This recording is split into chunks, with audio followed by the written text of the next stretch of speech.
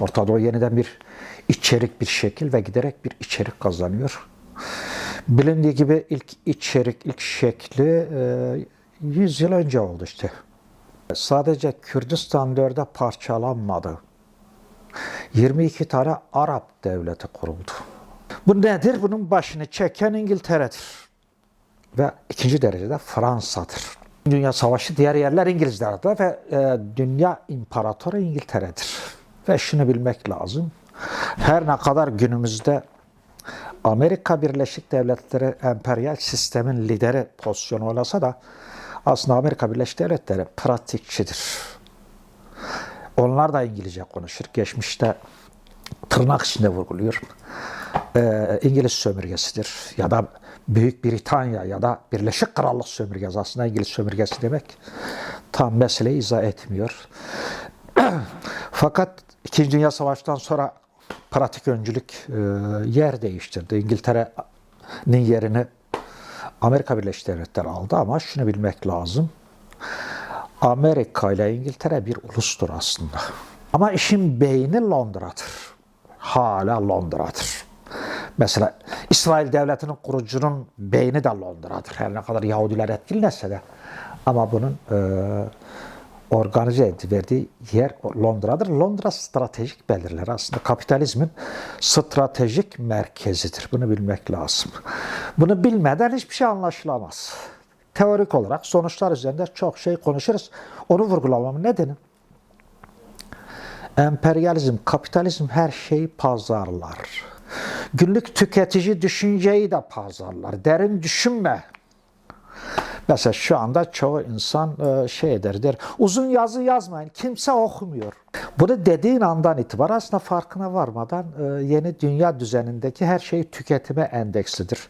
Düşünceyi de pazara sürüyorsun, artık sosyal medyada çıkmış. İşte kaç kişi takladı, kaç kişi görsel vardı.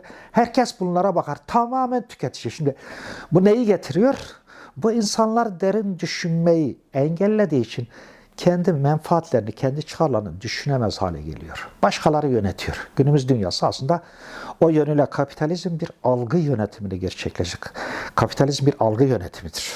Bir şey yönetimidir. Mesela özgürlük hareketinin farkı buradan gelir. Hala önderliğin anlaşılmamasının nedeni de buradan gelir. Ben şöyle bir örnek vereyim. İşte Ocak ayı başında uluslararası bir Barış ve Demokratik Toplum Konferansı, Ulusal Konferans yapıldı. Orada sunuculuk yapmıştım.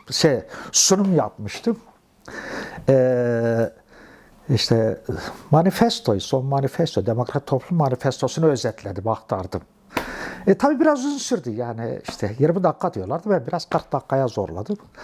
Şunu açık söyleyeyim, en yakın arkadaşlarım da çok uzun konuştu. En sonunda dedim o manifestoyu ben yazmadım. Niye 160 sayfa? Niye acaba 160 sayfa yazılmış? Ona bir şey demiyor. Ama sana diyoruz, şimdi niye diyor? Tüketiciliğe ol. Önderlik, tüketicilik değil, esaslar üzerinde yoğunlaştığı için Kürtler bugün bu noktadadır. Çünkü Kürtler sonuçları tartışıyorlardı 1970'li. İdeolojik kaybı yaşıyorlardı. İşte önderlik son manifesto diyor, Kürtlerin en büyük başarısı Kürtlere bir ideoloji, bir düşünce kazandırdı. Bunu nasıl kazandırdı? İşte yüz binlerce sayfalık çözümlemeyle kazandırdı. Öyle kısa mısa konuşmadı. Bunu özenle çiziyorum. O yüzden böyle çok sonuçlara gitmeyeceğim. Tarihi bu yüzden vurguladım. Yani tarihsel gerçeği görmek lazım. Eğer Kürtler derin düşünmezse kaybederler. Sonuçlar üzerine yoğunlaşırsan kaybederler. Orta Doğu'da kurulan düzen aynı zamanda bir dünya düzenine geçiştir. Tarihin bir diyalektiği vardır. Tarihin diyalektiği bize şunu söylüyor.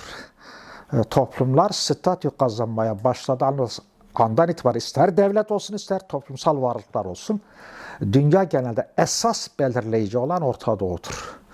Bunun tarihi on binlerce yıl öncesine dayanır. Böyle bir akış var, böyle bir diyalektik oluşmuş. Ve Kürtler bu oluşun merkezinde biraz yer alıyor. Yer aldıkları için de sonuçta köle olmuşlar. Kürtler köle olmuşlar. Herkes gelen bastırmıştır. Şimdi yeni Orta Doğu yeniden böyle kuruluyor. Kürtler üzerinde bu kadar fırtına kokması boşuna değildir. Rojava denilen yer küçücük bir yerdir. Orada Kürtler işte bir Kobani Cizre'de biraz böyle toprakta bir statü kurmaya çalışıyorlar. Bunun üzerine fırtına kopuyor. Bu tarihi anlamazsan, bunun altına çizmezsen bugünü anlayamayız.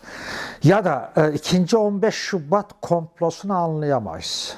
Aslında 90'lardan beri süren mücadele, savaşlar, çatışmalar özü yeni dünya nasıl olacak? İşte 91 Birinci Körfez Savaşı bu zeminde gelişir. Orta Doğu'ya bir müdahaledir ama o günün koşullarında hemen Irak'ta Saddam götürülemedi. Bir sürü nedeni var, girmeyelim.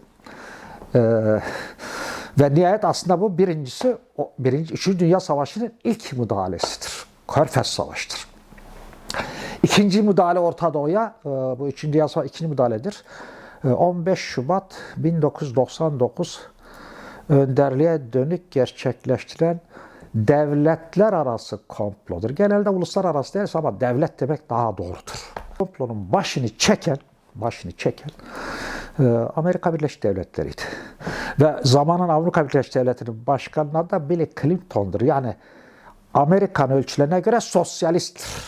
Koskoca dünya imparatorluğunun lideri işini gücünü bırakmış. İşte küçük bir halk Kürtler aslında. Küçük bir halk, yoksul bir halk. Onun liderini yok etmeye çalışıyor. Bu bile Kürdistan toplumunun sorunları ne kadar derin olduğunu gösterir. Bir bu, bunun altını çizmek lazım. İkincisi, Abdullah Öcalan'ın öncülük ettiği özgürlük hareketinin dünyayı ne kadar etkilediği. Şimdi burayı anlamazsak 15 Ağustos'u anlayamayız. Basit bakarız. Mesela sosyal medyada yürütülen tartışmalar var. İşte önderliği de böyle karalama, saldırılar, yok şöyle olmuş böyle olmuş. Kelli felli kadınlar ve erkekler üzerinde profesör titilleri var. Öyle konuşuluyor ki sanki daha ilk okula giden çocuktur. Buradan şunu belirtmek gerekiyor. Niye o 15 Ağustos? Neden? Çünkü yeni dünya düzeni kuruluyor. Bu Orta Doğu kuruluyor ve hala dünya sistemi asgari düzeyde Kürtlere bir yer ayrılma, bir statü ayrımı hazır değil. Bu gerçeği görmek lazım. Evet, eskiye göre Kürtlerin direnişi sonucu çok şey değişti. İşte en son Rojava'daki işte şu anda süren çatışma, savaş, tasfiye girişimleri, saldırılar işte gelişse de altını çizmek gerekir. 15 Şubat'ın ikinci etabı olan 15 Şubat komplosuna karşı aslında eskiyi aşan bir gelişme ortaya çıktı. Şimdi önderliğe saldırı da buradan var. Eğer önderlikle ya da Abdullah Öcalan'la Kürt halkı arasındaki organik bağı koparabilirsen, mesela kapanır 2. Dünya Savaşı, Orta Doğu, İsrail güvenlik eksenli yeniden kurulacaktır. Ve burada Kürtler yoktur. Birinci komplo fiziksel imhayı ortadan kaldırdı. Önderlikle, Öcalan'la halk arasındaki bağı koparamadı mutlak tecritlere rağmen. İkincisi Orta Doğu yeniden kuruluyor. İki çizgi var. Bir, İsrail güvenlik eksenli kurulmaya çalışılıyor. Şu anda sanki atak olan o çizgi, Rojava'ya saldırı buradan geliyor. Ama diğer çizgi Öcalan'ın çizgisi, bu halklar çizgisidir. Bu özgür toplumlar çizgisidir, demokratik toplumlar çizgisidir. Herkes menfaati için çalışır. Egemenler menfaati için. Evet, özgürlük hareketi de menfaati için çalışır. Ama özgürlük hareketi menfaati özgür toplum ve özgür bireydir. Bu bir menfaattir tabii ama bu toplumsal bir menfaat, toplumsal bir yarardır. Dolayısıyla tercih buradadır. İnsanlığa sahip mi çıkacaksın yoksa emperyalist kapitalistlerin oyuncağı mı olacaksın? Özgür mü yaşayacaksın yoksa onların kölesi olarak yaşayıp kendine böyle sanal dünyada özgür mü hissedeceksin, zannedeceksin aslında. Budur 15 Şubat'a boşa çıkarmak, o süreç başlamıştır. Tümden özgürlük hareketini tasfiye etmek, tasfiye edilen özgürlük hareket değil. Binlerce yıllık demokratik toplum akışının, özgürlük akışını tasfiye etmektir. Bu Kürtlerin şahsında belki gerçekleşir. Ama şunu belirteyim, başarı şansı sıfıra yakındır. Kürt toplumu içinde, Kürt halkı içinde temel akış Öcalan'ın temsil ettiği akıştır. Merkezi 4 parça Kürdistan, evet. Ama şu anda Kürdistan'da yaşayan Kürtler kadar diasporada yaşayan Kürt vardır. Sadece Batı Avrupa'da tahminime göre 2-2,5 milyon Kürt yaşıyor. Fakat öncede de bir belliydi. İşte Rojava'ya saldırılarla birlikte ortaya çıkan kalkışmada da bunu görüyorsun. Her taraf milyonlarca Kürt ve dostu. Geçenlerde bir televizyon kanalında izlemiştim. İşte dünyayı izleyen biri o televizyon kanalında şunu söylemişti. 4-5 gün içerisinde 5 ile 10 milyon arası insan dünyada sokağa çıktı. Bunlar hepsi Kürtler değildi. Şimdi temel eğilimi tespit eden Öcalan'dır. Bunu bilmek lazım. Ama bu şu anlama gelmiyor. Başka Kürtleri temsil eden güçler var mı? Partiler, oluşumlar var mı? Elbette var. Ama şunu gördük. Onlara çağrım şudur benim. Gelin hepsiniz özgürlük paradigmasına tartışmasız katılın. Hayır, gelmelerine gerek yok. Kürtlerin bütün toplumlar gibi bir ulusal birlik ihtiyaçları var. Bu son gelişmeler bunu gösteriyor. Zaman zaman tartışmalar oldu, şunlar oldu, bunlar oldu. Bu dönem Kürtler açısından kendi iç tartışmalarını öne çıkarma dönemi değildir. Temel eğilimi Öcalan temsil ediyor. Bu açık ve net. Ve şunu belirteyim, öncelikle herkes Öcalan'ın özgürlüğünü istemelidir. Artı işte güneyde daha büyük Kürt partileri var. İşte KDP var, YNK var, Soran var, Goran var, Yeni Nesil Hareketi var. Yine Rojlat'ta var, oluşumlar var, Kuzey'de var. Şimdi bunlar kendi farklılıklarını koruyarak, halk bunu istiyor. Yaşanan şu andaki hareketli bir dönem yaşanıyor.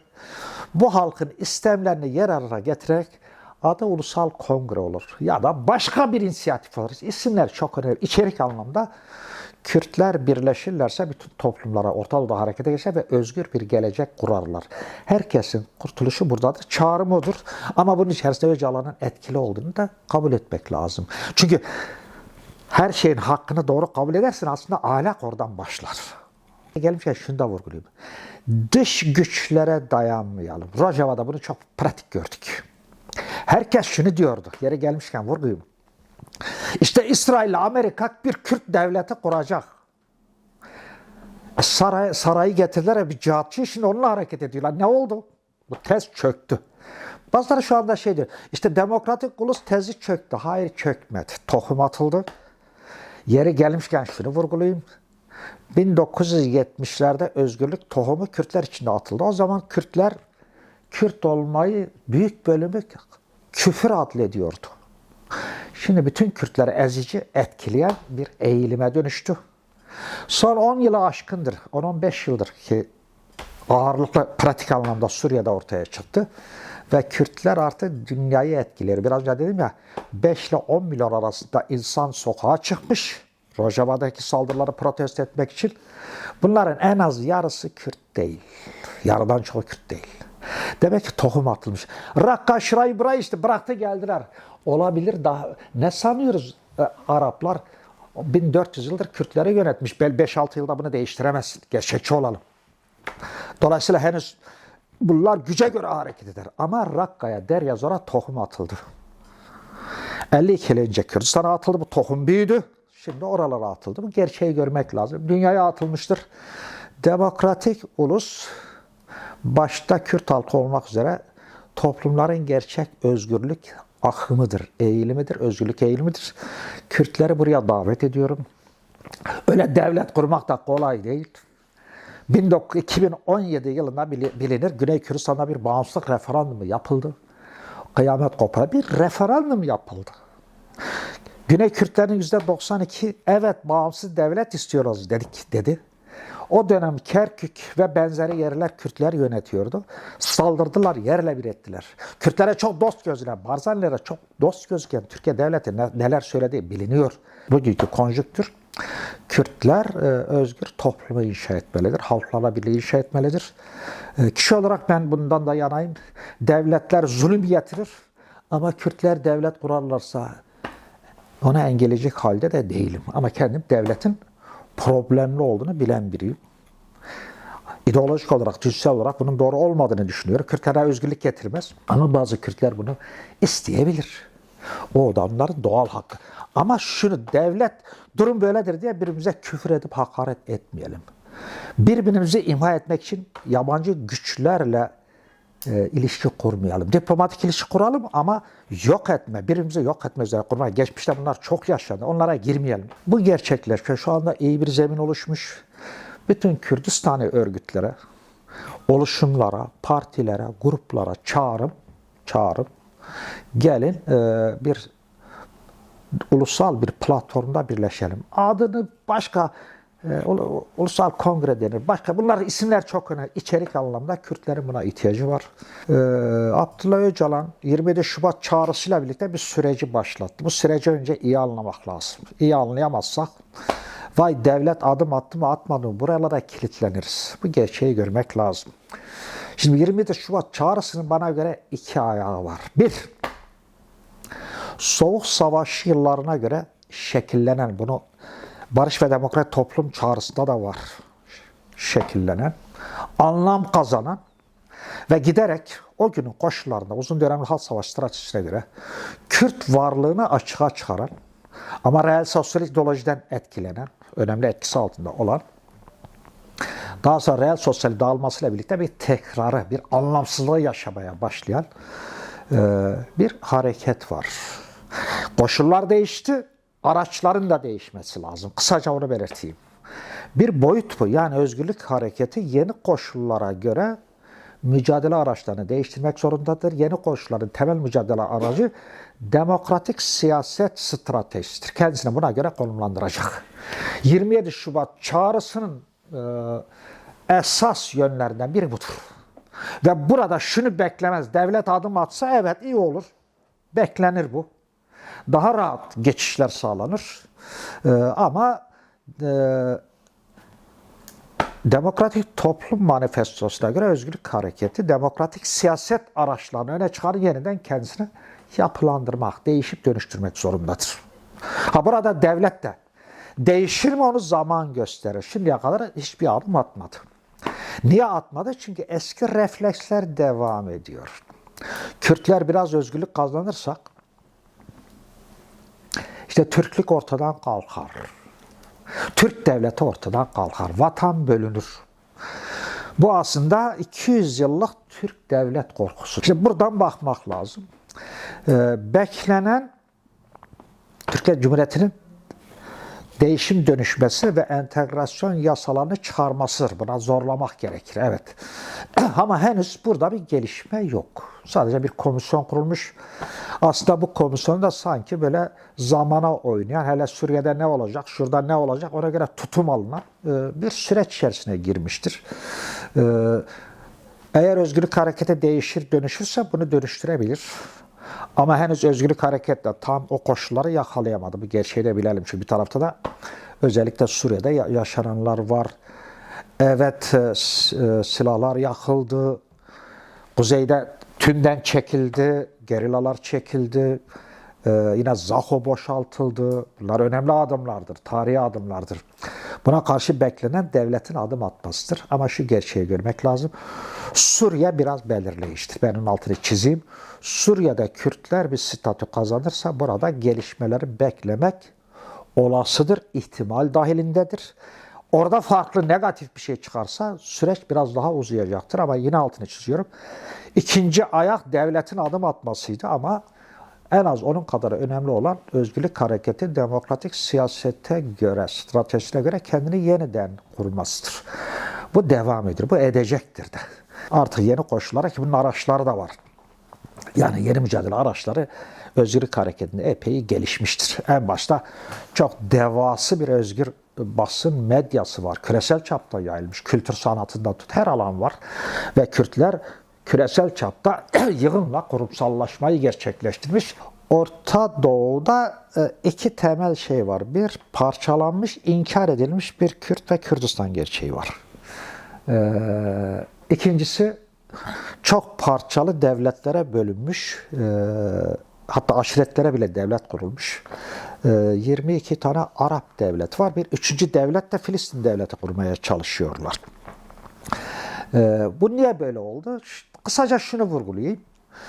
Şu anda geçenlerde baktım o dünyada Orta Doğu'daki Arap nüfusu ne kadar, tabii Orta Doğu derken Arap Yarımadası artık Kuzey Afrika 450 milyon. 450 milyon. Devası Amerika nüfusuna çok daha fazla ve muazzam fosil yakıtlara sahiptir. Petrol ve benzerleri. Düşünün yani bunun devlet olarak, tek devlet olarak bile düşünsen dünyayı o petrolle yönetmesi gerekir. Ama şimdi birbirlerini yiyorlar. Küçük bir İsrail devleti hepsini dize getiriyor. 6-7 milyon İsrail Yahudi devleti kalkıp hepsini dile getirdi. Ne hale getirdi? 67 savaşı var, 6 gün savaşı. Orta Doğu toplumları, o biraz önce girişte de vurguladım. Böyle sonuçlarla değil, biz neden böyleyiz? Orta Doğu insanı bunu düşünmeli, salt Kürt değil.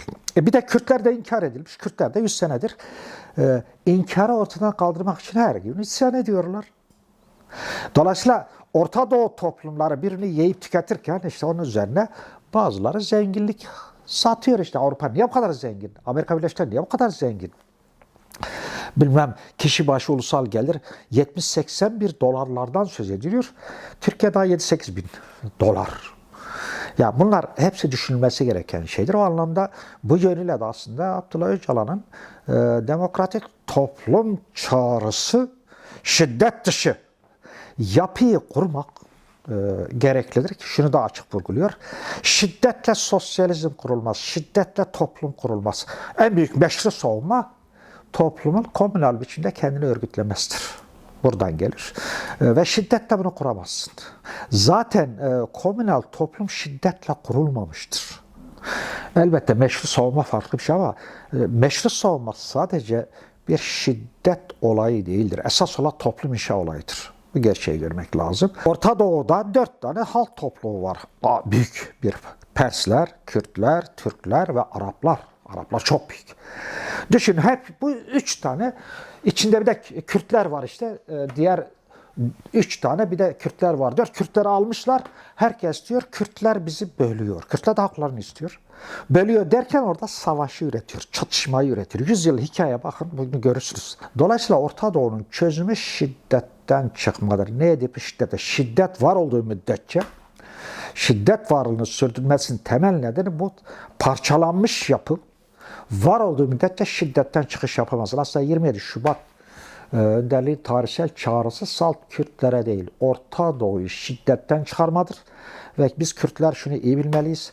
Biz şiddetten uzaklaşan demokratik toplumu kurarsak bütün herkese örneğiz. Çünkü Kürtler yok edilmiştir. En alttakiler biraz özgürleşirse herkesin özgürleşmesinin önünde yapar. Diyalektik budur, tarih budur. Bu gerçeği bilmek lazım. Saldırı nedenidir. O yüzden birleşiyorlar. Kürtler biraz damara yeri ayak yer bıraksa özgürlük gelişecek. Özgürlük gelişti mi silah satamayacak. Kürtler Orta Doğu toplumları kendi değerlerine sahip çıkar. Petrol sömürüsünü istediği gibi yapamayacak. Başka şeyler yapamayacak. Aslında Yahudiler de rahat edecek. Yahudiler de onlar da gelmiş. Aman dünya bizi bilmem binlerce yıl katletti. Bir devletimiz oldu. Aman onu yıkmasınlar diye işte her şeyi tekniğe veriyor. Gelişkin bir teknik oluyor. Herkesin tepesine vuruyor. İflah olduğunu zannediyor ama her gün tepesinde şeyler patlıyor. Bombalar patlıyor. Öyle yaşam olmaz. O zehir bir yaşamdır. Yani biraz önce de vurguladım. En büyük savunma örgütlü güçtür. Kürtler, bugün dünya Kürtleri tartışıyor. İkinci 15 Şubat komplosu bütün parçalar ayaklanma halindedir Rojava çevresinde. Muazzam bir çocuk. Ve bununla da yetmiyor. Dünya halkları ayakta. Yerküre üzerine. Yani 70-80 ülkede gösteriler var. Bunu sayılar da az buz değil. Milyonlarcadır. Şimdi geçenlerde Köln'de gösteri izledim televizyonda. 100 bini aşkın sadece Köln'de birikmiş. Ki Kürt nüfusunun en yoğun olduğu yer evet ama 100 bin sadece orada birikmiş. Ve içinde en az yarısı Alman. Demek ki meşru savunma nedir işte budur. Ve şunu belirtmek lazım. Eğer bu direniş olmasaydı şimdi çoktan Rojava tasfiye edilmişti. Rojava direniyor elbette. Yani onu direnmesini kastetmiyor. Direniyorlar. O direniş etrafında gelişiyor ama dikkat edilirse başlangıçta Rojava'yı kimse görmek istemedi. Giderek sesler yükseldi. Bugün biraz önce de söyledim. Alman Dışişleri Bakanı açıklama yapıyor. Zamanla diyor SDG'yi Suriye ordusuna entegre edeceğiz. Zamanla birden değil. Daha önce silah bırak teslim ol diyorlardı değil mi? Teslim ol diyorlardı. Dolayısıyla bizi şunu gör. En büyük savunma, meşru savunma örgütlenmedir. Ve Kürtler şu anda örgütlüdür. Sadece Rojava'da, Zorlu'da işte silahta kullanıyorlar. Ama asıl ayakta tutan da o silah değil. Bu dışarıda gelişen toplumsal hareketlerdir. Özellikle meşru savunma budur. Kürtler unutmamalı. Kim bizi savunacak? Beni ben savunurum. İşte diğer arkadaşlarla birleşirim, örgütümü kurarım, savunurum. Buna biz komün diyoruz. Buna genelleştirme, buna demokratik toplum diyoruz. Meşru savunma demokratik toplumda geçer. Zaman zaman saldırılırsa belki eline işte biri sana saldırırsa bir taş alırsın eline. Hazırsan, örgütlüysen taşı bulursun. Ama örgütlü değilsen yanındaki taşı bile bulamazsın. Gözlerin görmez. Dolayısıyla bu gerçeğin altını çizmekle en büyük meşru savunma, Kürtlerin önündeki temel görev, demokratik komünü inşa etmek, demokratik sosyalizmi inşa etmektir. Savunmaktır. Kürt varlığının tasfiyesi, kazanımların tasfiyesi Orta Doğu'da 100 yıldır devam eden bastırma, sömürme, ayrıştırma, çatıştırma, savaş ve buradan rant, gelir elde etme ne devamı demektir. Hatta daha derinleştirerek sürdürülmesi demektir. Dolayısıyla tutanaklar üzerinde tepinenler, yönetenler de bu çevrelerdir. Aynı çevrelerdir, aynı şeylerdir. Şimdi tutanaklarda ne var? Siz soruda da belirttiniz. Aslında tarafsız bir göz. Biraz düşünürsen Abdullah Öcalan'ın söylediği farklı bir şey yok. İşte deniyor ki ben Ankara'ya giderken ülke ocaklarına gittim. Genç insan o dönem daha henüz Tapu Kadastro Okulu'na gelmiş. İlk ortaokulu bitirmiş. 15-16 yaşlarında. Kendisi söylüyor o dönem Müslümandır. Hala Müslümanlığı anlar. Olabilir bilmiyorum ama namazında, niyazında yani o dönem. Ama arayışlar vardır. Ankara'ya gelmiştir. Ülke ocaklarına gitmiştir. Şimdi bunu niye söylemiştir? Şunu vurgulayayım özellikle. Abdullah Öcalan bir Kur'ancıdır. Bir stratejisyendir. Stratejiyi iyi çizer. Düşünce insanıdır, tarihçidir, sosyologdur, felsefecidir. Yani toplumu ilgilendiren her şeyde derin bir birikime sahip. Salt birikim değil, çözümleme gücüne sahip. Farkı buradadır. Yani Abdullah Öcalan normal bir lider değil. Aslında binlerce yıllık insanlık tarihini anlamlandıran bir çözümleyici, bir düşünce üreticisi, bir kuramcıdır aynı zamanda. Bunların hepsi var. Stratejisttir, hepsi var. Ama Abdullah Öcalan son tahlilde bir siyasetçidir. Abdullah Öcalan'ı siyasetten arındırır tartışmaya başlarsan hiçbir şey anlamazsın.